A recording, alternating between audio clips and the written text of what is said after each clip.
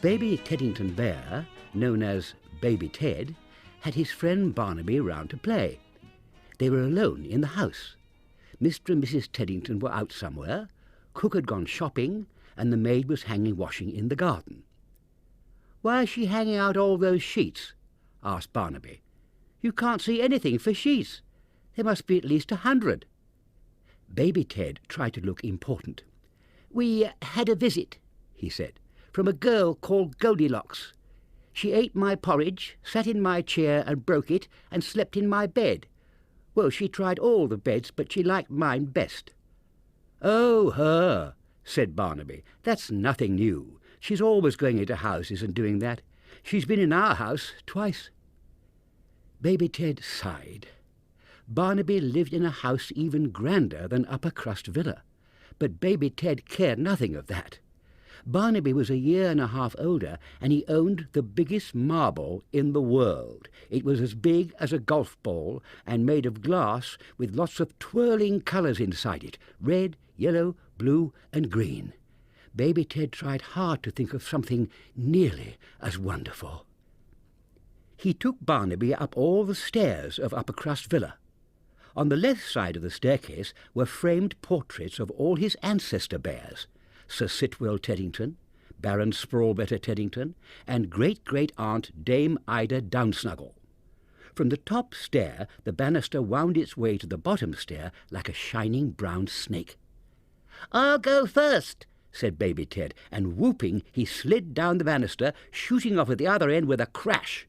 He had knocked against a suit of armour and made the chain mail rattle. Barnaby came down the stairs slowly, one at a time. "I don't think I'll bother," he yawned. "Our banister at the Grove is so much better. It takes nearly 5 minutes to slide down that."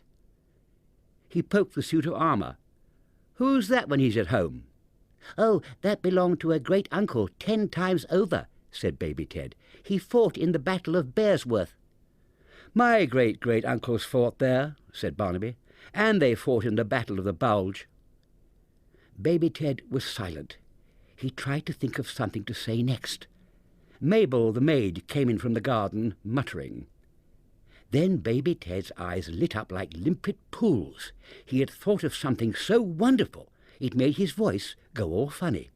"At the bottom of our garden," he began squeakily, "in the shrubbery, there's a big stone statue that walks about." "Walks about?" said Barnaby. "Don't be silly. Statues don't walk about." "This one does. I heard Papa telling Mamma. Papa never tells lies. Do you want to come and look?" They fought their way through flapping wet sheets down to the far end of the garden where the shrubbery was. Baby Ted led Barnaby through the glossy green leaves and squashy pink blossoms. They both gazed in surprise. "That's not a statue," said Barnaby. "That's a plinth." "A what?" "A plinth. A thing statues stand on. Where's this walking statue, then?" "It must have walked away," cried Baby Ted in great excitement. "Look, there are paw prints." The paw prints led out of the garden onto the path, but the path was gravel, not soil. "No more paw prints," said Barnaby. "Do you think it walked into that garden?" He pointed to Bee Cottage, where Miss Honeypot Bear lived. "We must find a way to get into that garden." "I'll ask Miss Honeypot Bear if we can look at the bees," said Baby Ted. No one answered the door, so they went round to the back of the house. Barnaby looked in surprise at the white-domed beehives. Then he gave a yell. Oh, is that it?" he cried, clutching Baby Ted's paw. "That thing standing on the lawn?" Baby Ted stared at the ghostly figure. A black hat and veil covered its head and shoulders. "That's not the statue," he squealed. "It's something much more horrible. Run!" Charging away from the house, they bumped into another neighbour, Mr. Edwin Bear, who was coming up the pathway for tea. He looked at them in mild surprise and called out to Miss Honeypot Bear. She came at once. "Are you all right?" he said. "I saw 2 little bears rushing from the garden. They didn't steal anything, did they?" Miss Honeypot Bear pulled off the black hat and veil she was wearing. "I think I startle them," she smiled. "I have to wear this, you know, to protect me from the bees when I'm collecting the honey. Now, Edwin, how about some honey cake and Beargeeling tea?"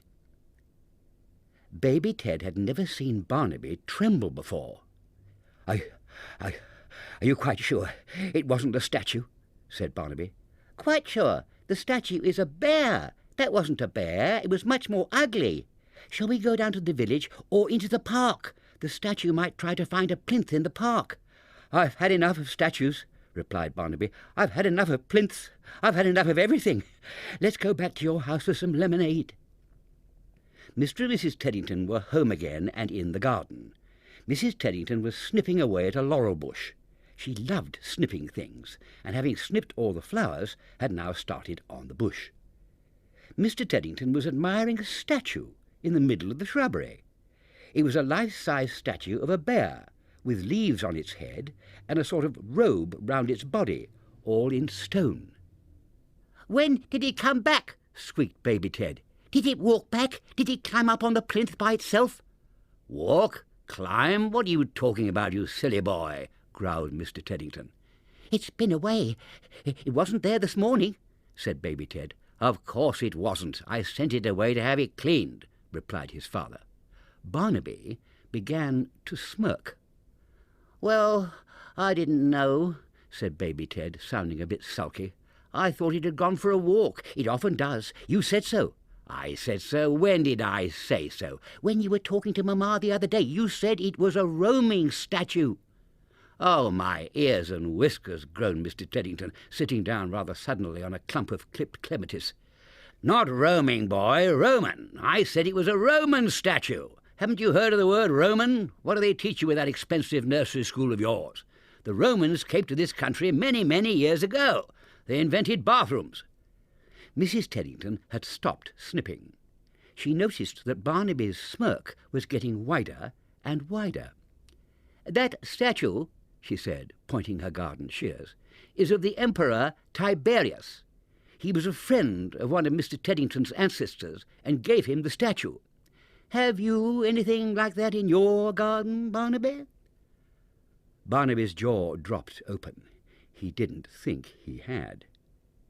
Mr. and Mrs. Teddington went indoors. Baby Ted began to feel rather superior. He tore a sheet from the clothesline and wrapped it round his fat little body.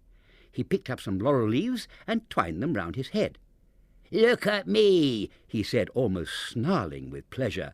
"I am the Emperor Tiberius." Barnaby took a sheet off the line as well. "I've just remembered," he said. "One of my ancestors was Roman. He was called Eno Barnabybus. That's where my big glass marble came from." And they played at being Roman emperors until supper time.